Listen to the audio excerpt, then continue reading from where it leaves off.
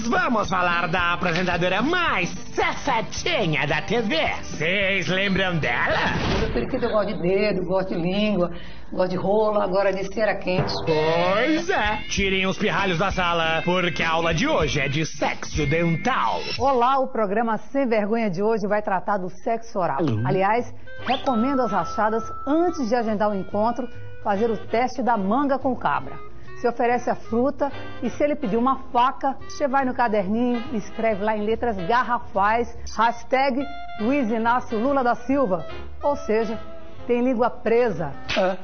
Faz sentido. Agora, se ele cai de boca, chupa até o caroço, se lambuza e abre aquele sorriso cheio de fiapo de manga, pode arriar a calcinha, que é um chupista em potencial. Eu faço isso com prazer. Agora, para a mulherada, a única restrição na hora do boquete é o resfriado. Conheci uma quenga que quase morre ao tentar fazer uma chupetinha com o nariz entupido. Nada de lambida mole ou boca frouxa.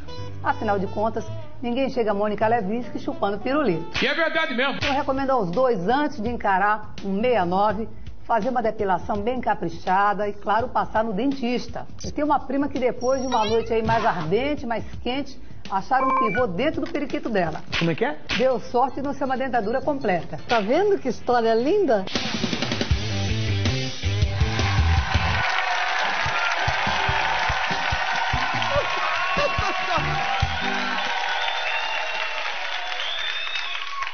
Não! Deixa eu recapitular o que aconteceu aqui. O cara foi lá e perdeu um dente? Eu tô imaginando aquele pererecão sorrindo. Aqui, ó, só aqui, ó.